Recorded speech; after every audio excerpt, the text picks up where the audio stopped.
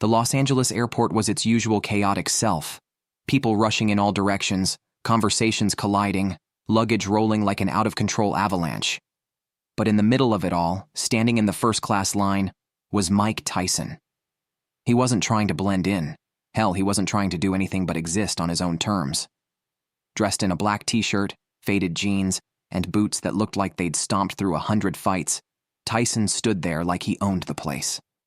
No flashy suits, no expensive cologne, just the raw presence of a man who had nothing to prove to anyone. A man nearby watched him with an air of superiority. He couldn't resist the urge to comment. "First class, huh?" he said, a smirk creeping up his face. "Guess anyone can get in here these days." Tyson didn't flinch, didn't blink. He simply turned his head, gave the guy a look that could freeze fire, and replied, "Yeah, the world's full of surprises, ain't it?" The airport was chaos, people darting every which way, luggage slamming into each other like a demolition derby, and voices clashing in the air. But in the middle of all that noise, there was one man who stood still, unfazed. Mike Tyson. No flashy designer suits, no attempts to blend in, just a man who didn't give a damn about the status quo. He wore a faded t-shirt, beat-up jeans, and boots that had seen better days. The kind of boots that told you he'd been through hell and came out the other side. And that backpack? It was just as worn, but it carried the weight of experience, not status. He didn't need to stand out. Tyson was a force that didn't need recognition. The way he moved, or rather, the way he didn't move, said it all. No rush, no care for anyone around him. He wasn't here to impress. The man behind him, looking at Tyson like he had something to prove, just didn't get it. And the moment the guy opened his mouth, Tyson didn't even flinch. Chaos was everywhere, but Tyson didn't care. While everyone else was scrambling, rushing around, too anxious to even breathe, Mike stood still, unbothered. He was the eye of the storm. The noise, the frantic energy. It didn't touch him. He observed it all, taking in the world around him like he had all the time in the world, and nothing could shake his peace. Tyson didn't mind the sideways glances, the way people looked at him like he didn't belong. Let them stare. Let them wonder. He wasn't there to impress anyone. The contrast between him and the others? It was obvious, but he didn't care. Right behind him was a guy, Victor Harding. He stood there like he was somebody important, his every move calculated. Expensive suit, shiny shoes that screamed money, and a cologne so strong it could knock you out. Every step he took was like it had been rehearsed. This guy? He wanted the world to know he was someone. Victor's eyes scanned the line, his gaze finally landing on Tyson. A smirk crept across his face, like he had something clever to say. "First class, huh?" He chuckled with an ironic smile. "You never know who might show up here these days." Tyson didn't even flinch. He slowly turned his head, locking eyes with Victor. His expression was calm, almost bored. "Yeah, the world's full of surprises," Tyson replied, his tone flat, no hint of excitement or defense. Victor, expecting a reaction, frowned for a moment, like he thought Tyson would apologize for existing in his space. But Tyson? He stayed quiet. He wasn't playing the game. He didn't care what this guy thought. Victor, clearly not getting the reaction he wanted, decided to push further. "Look." Victor couldn't help himself. "Nothing personal, but you don't seem like the type who flies like this," he said, his voice dripping with mockery, chuckling softly.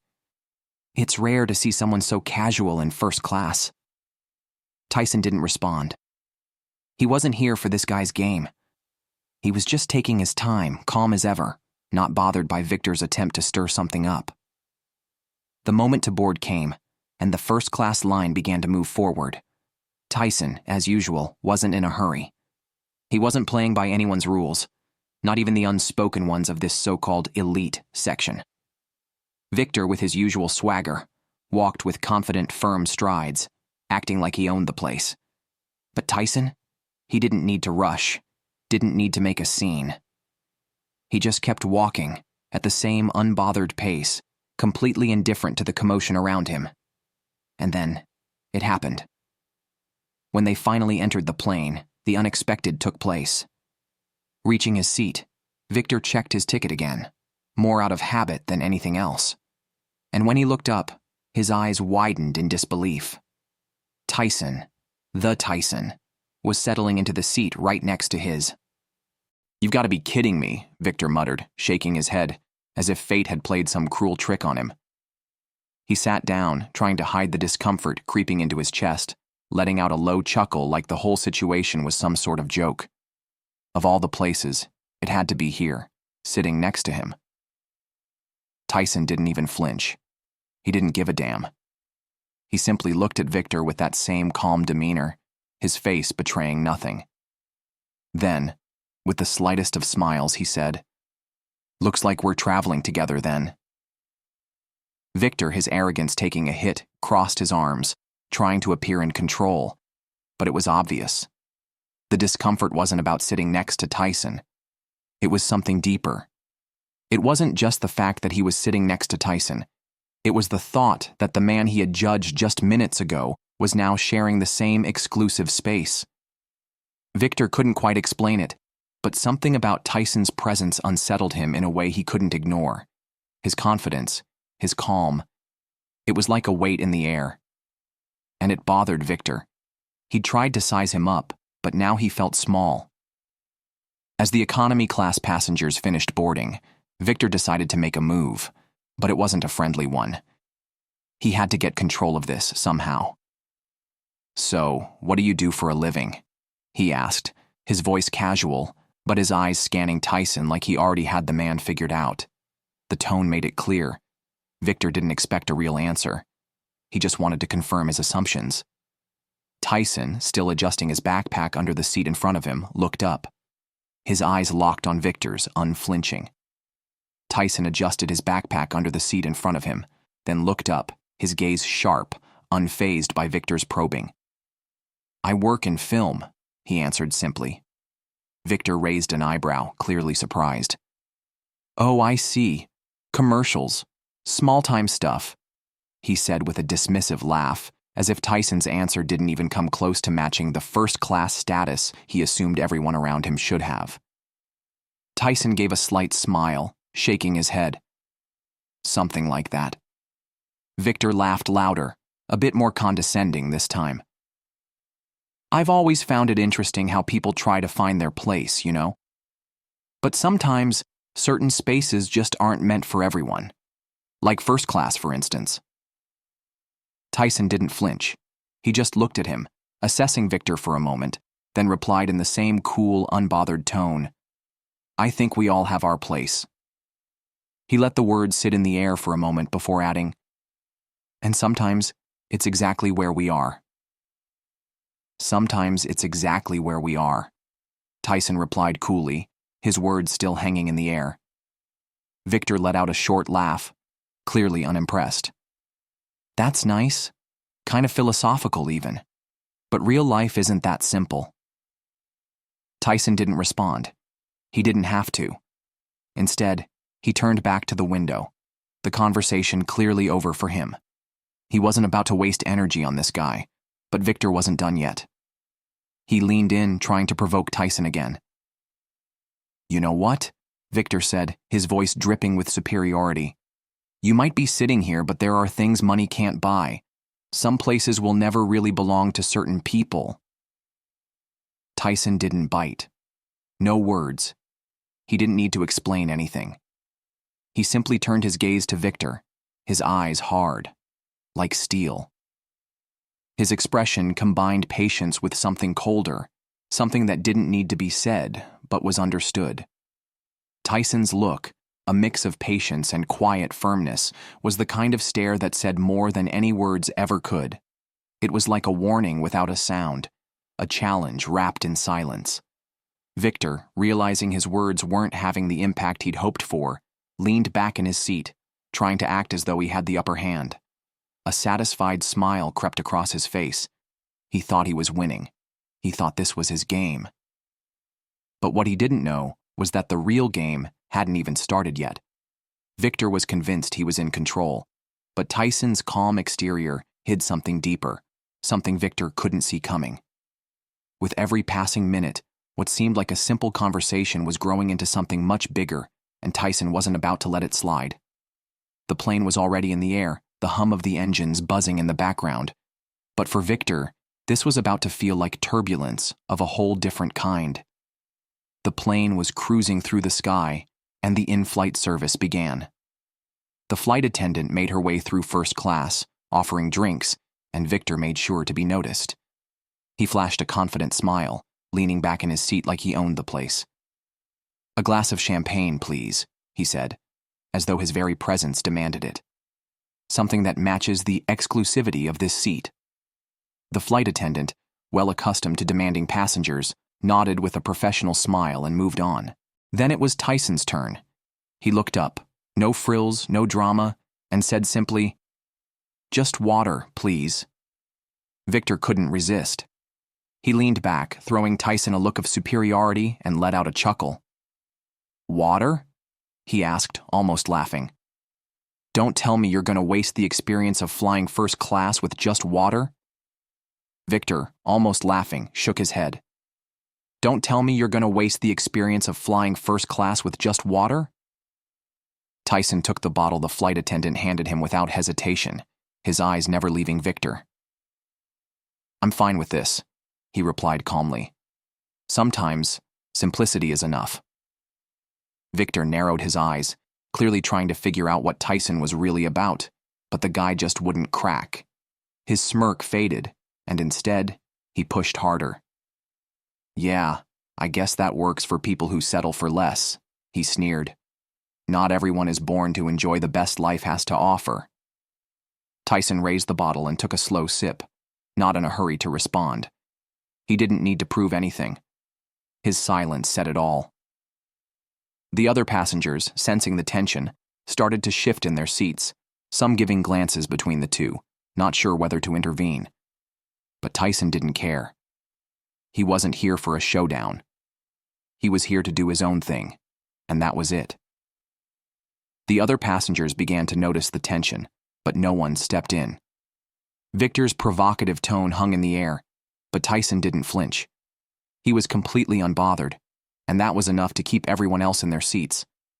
No one was about to get involved. "Maybe the best is different for everyone," Tyson finally said, his voice as calm and steady as ever, like it didn't even matter. He wasn't trying to make a point, he was just speaking the truth. Victor didn't like the answer.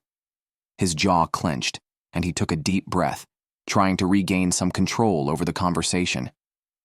Or maybe people who say that just never had access to what really matters.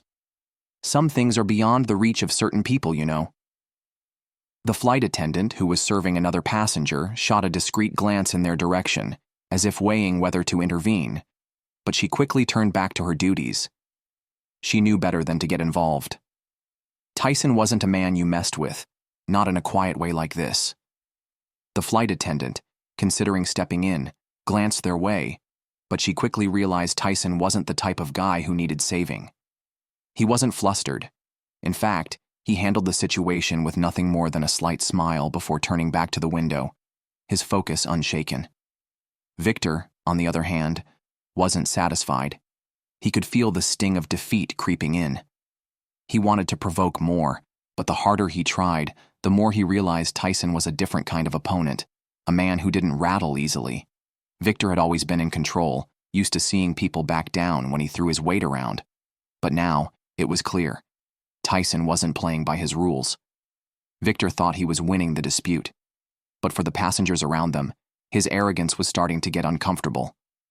They could feel the shift in the air, the growing tension, as Tyson remained cool, unbothered. Meanwhile, Victor was about to face a reality he couldn't deny, one that would completely change how he saw himself and the world around him. As the flight attendant moved through the cabin, serving another round of drinks, Victor seized the moment, unable to resist continuing his string of provocations. He leaned forward, raising his champagne glass with a smug grin. "You know," he began, gesturing with the glass, "life is like flying first class. You work hard, earn your spot, and then you get to enjoy it. But some people? Well, it seems like they're only here because they got lucky. Tyson, still unfazed, placed his water bottle down on the seat tray. He didn't need to say anything right away. He just turned slowly to face Victor, his eyes locking onto him. His gaze was calm, almost too calm, but there was something deeper behind it. It wasn't the kind of calm you get from being passive. It was the kind that said he could end this conversation whenever he wanted. Victor was about to learn that sometimes the most dangerous response is silence. There was something different in Tyson's eyes now, a shift, as if he was finally ready to cut through the nonsense and get straight to the point. Luck or hard work, we all end up in the same place when the flight lands, don't we? Tyson said, his tone serene, but firm. The passengers around them, who had been quietly watching the exchange, now turned their full attention to the two of them. The cabin felt suddenly heavy, almost uncomfortably silent. A few exchanged glances, noting the tension building, the subtle clash between Victor's arrogance and Tyson's unwavering confidence. Victor smiled, but it was forced, his attempt to maintain control starting to crack. He tried to laugh it off, clearly trying to hide the fact that Tyson's words had hit him. "Well, I wouldn't say that," he said, trying to keep his composure. "Some of us are simply better suited for this kind of life." On a higher level, Victor continued, his tone still dripping with superiority. "Not everyone understands the value of being here." Tyson leaned forward slightly, crossing his arms, his gaze never leaving Victor's. "I think the value of being here," he said slowly, gesturing around the seat, "isn't about what you have. It's about how you treat others." The words hung in the air, simple yet powerful, an undeniable truth. Some of the passengers in the cabin nodded slightly, as if the message resonated with them. Others exchanged approving glances, recognizing the weight behind Tyson's words. But Victor? He looked uncomfortable now, his smug demeanor starting to crack. He tried to laugh it off, but his nervousness was becoming more obvious. "That's a good one. First-class self-help philosophy," he sneered, trying to maintain control of the situation. Maybe you should consider giving motivational talks," Victor said, trying to keep his tone sarcastic, as if dismissing Tyson's words. Tyson didn't flinch. He simply gave a short smile, barely more than a curve of his lips, before turning back to face forward, signaling the end of the conversation. He didn't need to say anything more. His calmness, his quiet confidence, spoke louder than any words ever could. The passengers around them started to react. Some whispered to one another, their voices low but filled with curiosity. Others looked at Victor, their expressions now turning disapproving. A couple sitting a few rows behind, who seemed to have recognized Tyson, remained silent, respecting his space. But there was no mistaking the quiet admiration in their eyes. Victor, however, could feel it now. The shift. The realization that he was no longer the one in control. The cabin had shifted. Everyone was watching, and he was the one who was losing the crowd. The passengers, once quietly observing, now admired the way Tyson handled the situation, unshaken, unbothered, and still in complete control. Victor, however, began to notice something he hadn't before. He was being watched, and not in a good way. His posture, once full of confidence, began to shift. The pride he carried was starting to slip, but he wasn't ready to admit it. He still clung to the idea that he was winning. Victor had thought he was in control, dominating the conversation, but the reactions around him told a completely different story. The whispers, the disapproving glances, it was all beginning to sink in. What he didn't know, what he couldn't yet see, was that what was coming next would force him to question everything he thought he knew about status, power, and respect.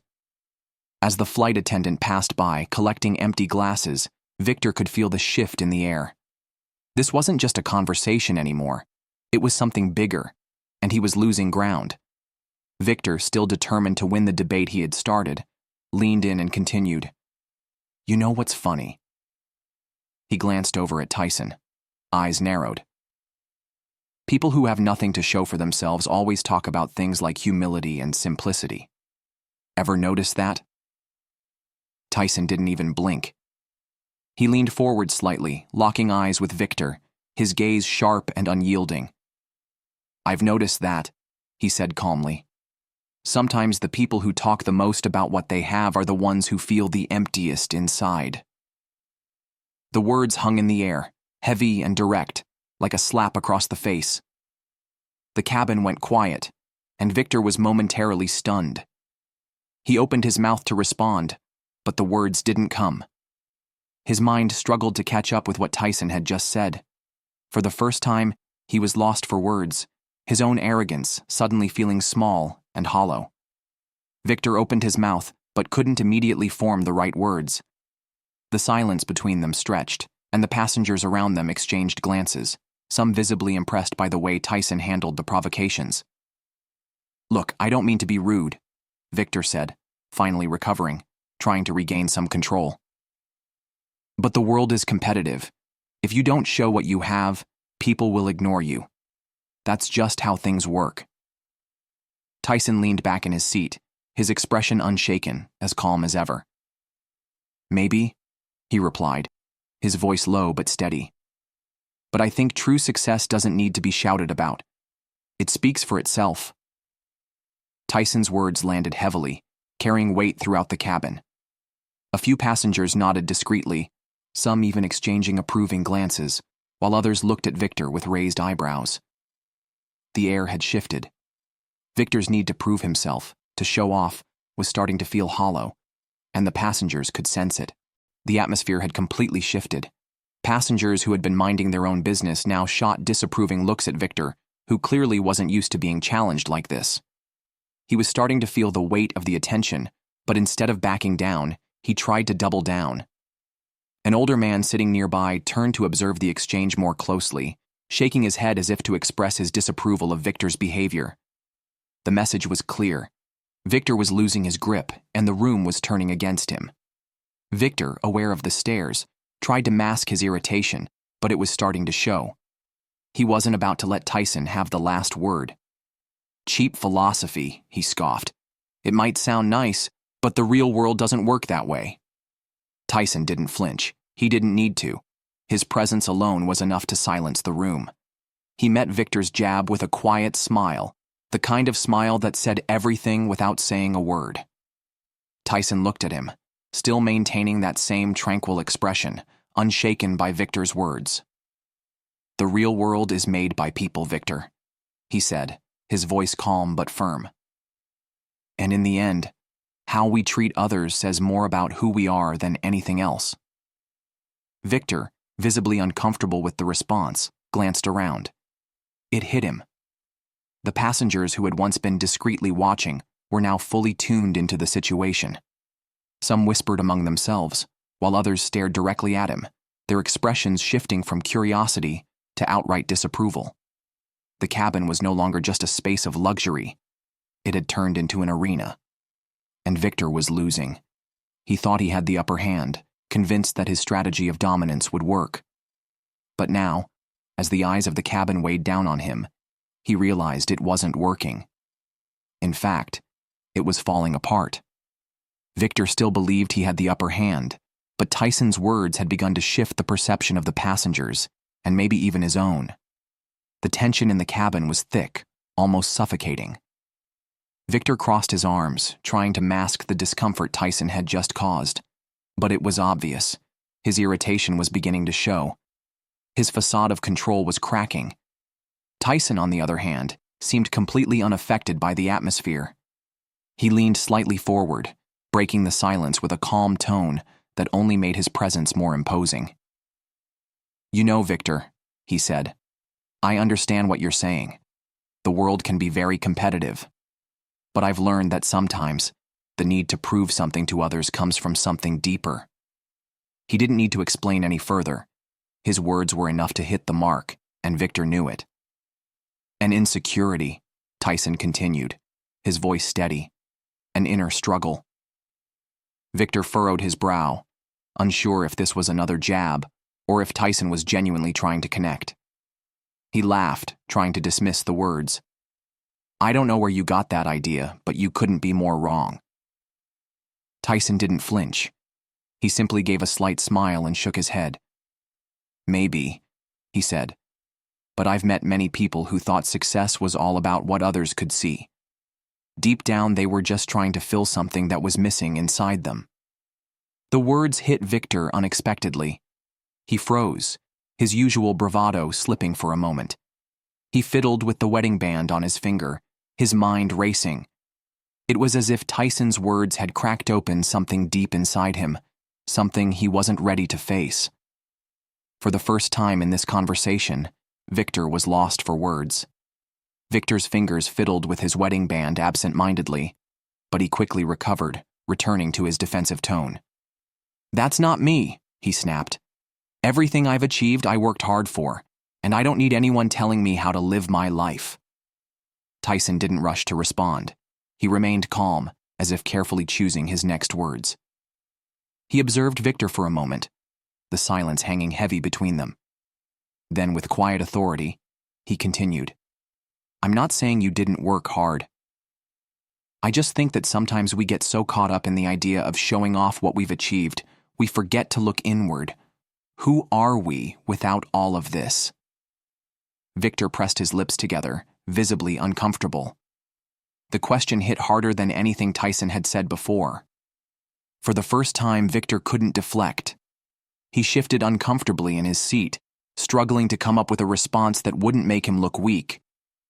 Victor, still visibly uncomfortable, tried to brush it off. The question seemed to echo in his mind, but he wasn't ready to admit that it had struck a chord. Who are we? He said with a cynical laugh. We're what we build. Without it, we're nothing. Tyson held his gaze, his expression now more serious, unwavering. I disagree, he said, his voice steady but firm. I think we're defined by what we do for others, not by what we accumulate. And in the end, the things we show the world matter less than what we carry inside. He pointed to his chest, making sure Victor understood the weight of his words. The silence in the cabin thickened, and Tyson's message resonated beyond the two of them. Some passengers, who had been silently observing, nodded subtly in agreement. Others couldn't hide their approval. Victor's arrogance was starting to look more and more out of place. Victor, however, appeared to be cracking. The confidence he had worn like armor was starting to peel away. He didn't know how to respond. Victor, struggling to maintain his composure, shot back. That's easy for you to say. His voice grew louder, almost rising from his seat. You don't know anything about me. You don't know what I've been through to get here. Tyson didn't budge. He responded firmly, but without raising his voice, his tone steady and unwavering. You're right. I don't know your story. But I don't think I need to know it to see that sometimes, when someone feels the need to shout about what they've achieved, it's because they're trying to hide something. Fear, insecurity, loneliness. The words hit like a brick. Victor froze, his face flushing with a mix of anger and something deeper, embarrassment, perhaps even guilt. He hadn't expected that kind of response. Tyson had cut through his bravado with surgical precision. Victor's usual defense was now slipping away, and he could feel the weight of Tyson's words. Victor's face flushed with anger, and perhaps even a tinge of shame. His fists clenched, visibly struggling to contain the outburst that had been building inside him. Finally, he snapped.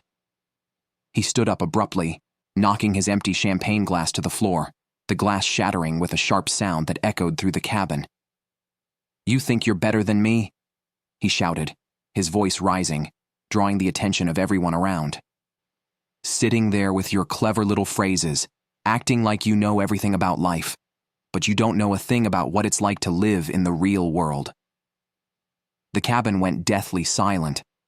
Passengers exchanged shocked glances, not sure how to react. The tension in the air was palpable, thick enough to cut through. The flight attendant, sensing the escalation, quickly approached, ready to defuse the situation. But Tyson, unfazed, remained seated, his expression calm as ever. The flight attendant stepped forward, clearly trying to defuse the situation. But Tyson, unbothered, remained seated, his eyes locked on Victor.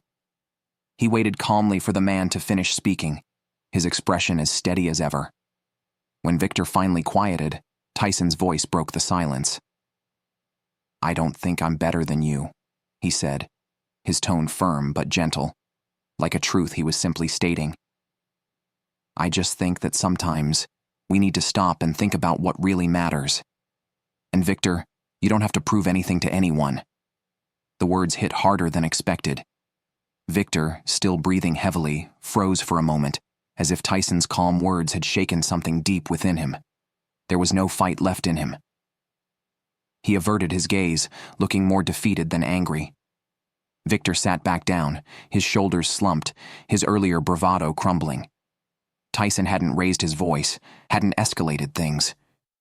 But in a few simple sentences, he had managed to turn the tables. The cabin fell into silence, the weight of Tyson's words still hanging in the air. Victor sat there, his mind racing, the words echoing in his head. He had never felt so exposed, so vulnerable, in front of so many people. The walls he had carefully built around himself were crumbling, and for the first time, he wasn't sure how to fix it. He didn't know that the worst, or perhaps the best, was yet to come. The flight continued in a heavier silence, the earlier tension still lingering. Victor remained in his seat, his eyes firmly avoiding Tyson's, though it was clear he was deeply unsettled. He couldn't escape the fact that Tyson had called him out, had shown him without a word that his arrogance was nothing but a mask. Tyson, on the other hand, seemed completely relaxed. He sat back in his seat as if nothing had happened, his calm presence unchanged by the storm of words that had just passed between them. A short while later, the flight attendant approached Tyson with a polite smile. Her voice, soft and professional, caught the attention of everyone nearby. The flight attendant, still standing in front of Tyson, smiled politely. "Mr. Tyson," she said, her voice cutting through the murmuring cabin. "The captain asked me to inform you that your connection in Tokyo is confirmed. He also sends his best regards." The name Tyson echoed through the first-class cabin. Some passengers, who had been quietly observing, suddenly widened their eyes in recognition. A murmur spread through the cabin as the realization hit. That's when Victor froze. "Tyson?" he muttered, almost in disbelief. "Mike Tyson?" Tyson, as cool and unbothered as ever, nodded politely to the flight attendant, thanking her without acknowledging the commotion. He turned back to Victor, locking eyes with him in that moment of undeniable truth. Tyson's gaze remained steady, the firmness in his words unshaken. "I didn't think it was necessary. I don't usually use my name as a calling card." Victor, still rattled, remained silent for a moment. The weight of Tyson's words hung in the air, but of course he wasn't going to back down. He shifted uncomfortably before attempting to defend himself. "Look, I didn't mean to offend you. I just didn't know who I was talking to." Tyson let out a small sigh, then leaned forward slightly, his presence filling the space between them. "Victor," he said, his voice calm but cutting. "What you said doesn't change just because you now know my name. The truth doesn't depend on who you're speaking to. It depends on how you choose to treat people." His words hit Victor hard, leaving him speechless. For the first time, he didn't have an answer.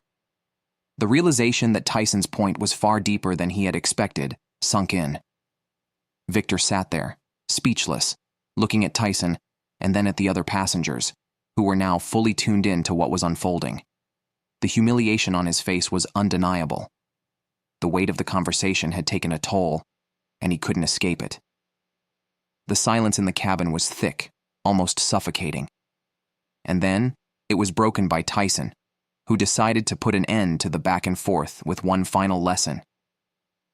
"You know, Victor," Tyson said, his voice firm yet calm, "life is hard enough for everyone. The last thing we need is people trying to put others down to make themselves feel bigger."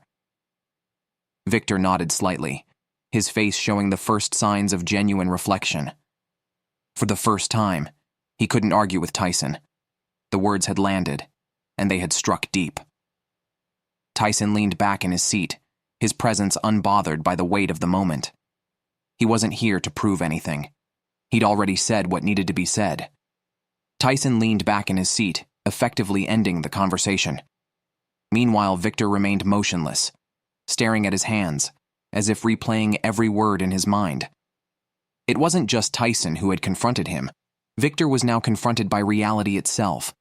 He began to realize that in his attempt to humiliate someone else, he had revealed more about himself than he ever intended.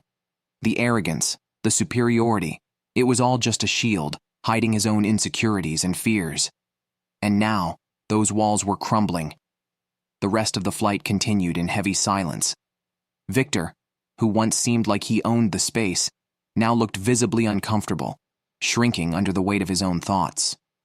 He could barely meet the eyes of Tyson, or the other passengers who had witnessed his breakdown. The arrogance that had defined him at the start of the journey had disappeared, replaced by something much closer to shame. As the minutes passed, Victor couldn't stop thinking about Tyson's words. Everything he had said seemed so simple, yet at the same time, it struck deeply. Victor began questioning his own behavior, recalling how many times he had judged people without even trying to get to know them. Maybe he's right, Victor murmured to himself, barely aware he was thinking aloud.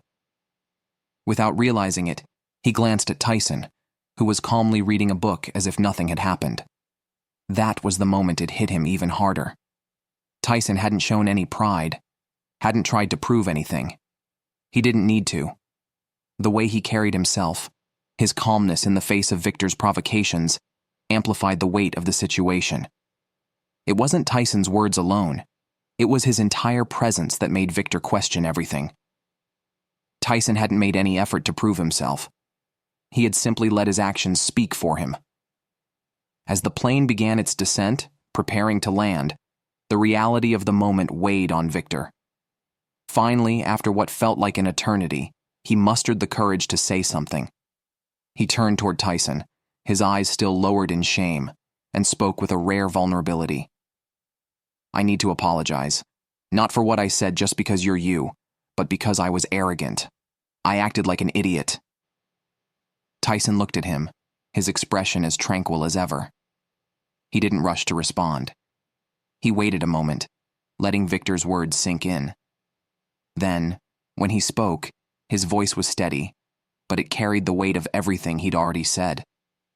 "I appreciate the apology," Tyson said simply. "But more than that, I hope you learn from this."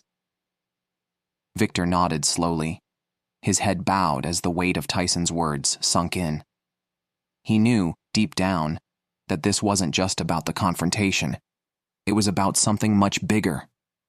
And as the plane touched down, Victor realized that the real lesson had nothing to do with Tyson or first class. It was about respect, humility, and the change that comes from within. Tyson's words hung in the air, an opportunity for change. "Sometimes," he continued, his voice calm but firm, "what we search for most in the world is what we find least within ourselves. I hope you figure out what really matters." Victor remained silent, but Tyson's words lingered in his mind. It was like a wake-up call he couldn't ignore.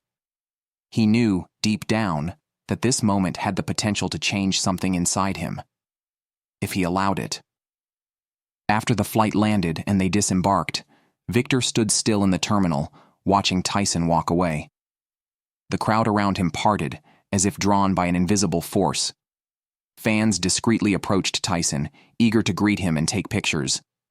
Tyson greeted each one with patience and a genuine smile. No rush, no arrogance, just a quiet, unshakable kindness. It was clear now. Tyson wasn't just a fighter in the ring, he was a fighter in life. And Victor, for the first time, understood what that truly meant. Without haste or arrogance, it was evident that Tyson's simplicity and kindness came from within. There was no facade, no need to impress, just a man who carried himself with quiet strength. Victor looked down at his own hands, a deep sigh escaping him. he knew he needed to change. Tyson's words still echoed in his mind, a reminder that a person's true worth isn't about their status, but about how they choose to treat others. As Tyson disappeared into the airport crowd, Victor felt something stir within him, something he hadn't felt in a long time. Hope. Maybe that encounter hadn't been a coincidence. Maybe it was a chance to start over, to rethink everything he had believed about success and how to live. In the end, we all carry choices that shape who we are. Are we living to impress others, or are we living to become better people? Are we living to impress others, or to become better people? Tyson's words left a clear lesson. True success isn't about what you achieve or show off. It's about the positive impact you leave on the world and the lives of those around you.